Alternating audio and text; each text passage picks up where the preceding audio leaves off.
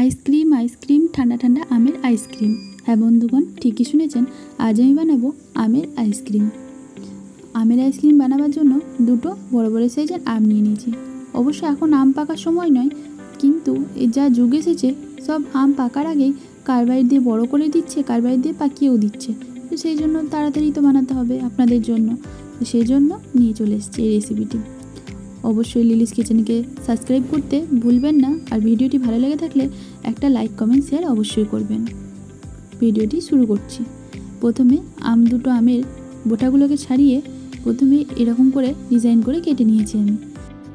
এরপরে একটা মিক্সির জারের মধ্যে আমগুলো চামচার সাহায্যে তুলে তুলে দিয়ে দেবো। এরপর মিক্সিটাকে 3 থেকে 4 পাক মতো ঘুরিয়ে নামিয়ে নিলেই হয়ে যাবে আপনার আমের যেই পেস্টটা বানাবো আমরা, সেই পেস্টটা এখানে তৈরি হয়ে যাবে। দেখুন, আমি এই আমের পেস্টটা কথা বলতে বলতে বানিয়েও নিয়েছি। এইদিকে গ্যাসের উপর একটা প্যান গরম করে তাতে 250 মতো দুধ দিয়ে এটাকে ভালোভাবে ফোটাবো, যেহেতু কাঁচা দুধ সেই জন্য। দুধটা যখন ফুটন্ত অবস্থায় উঠবে তখন এর মধ্যে 2 থেকে 3 চামচা পরিমাণে চিনি অ্যাড করে দেবো। আর অবশ্যই চিনিটা মেপে মেপে দেবেন। আমটা যদি বেশি মিষ্টি হয় তাহলে চিনিটা অল্প দেবেন, আমটা যদি একটু টক ভাব হয় তাহলে চিনিটা একটু বেশি দেবেন। দেখুন, আমার এই দুধটাও ফুটে উঠেছে। এর উপরে 3 চামচা মতো চিনিটা দিয়ে দিলাম।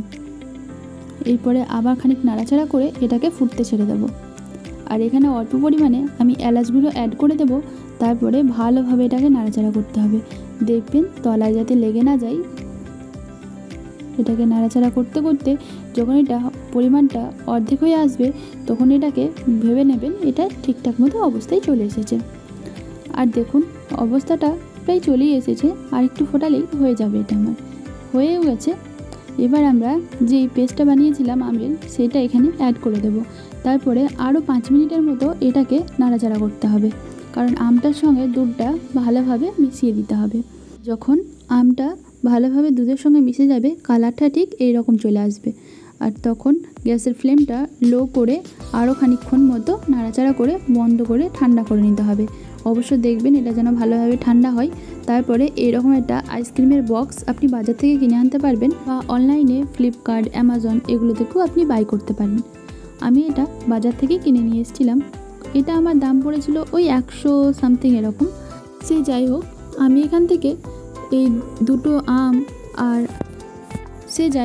আমি এই 250 দুধ আর দুটো আম থেকে এখানে আমি 5 থেকে 6টার মতো আইসক্রিম বানিয়ে নিয়েছি।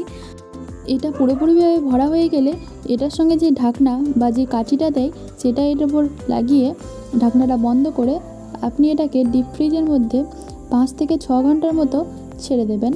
দেখবেন এর রেজাল্টটা কতটা ভালো আসে।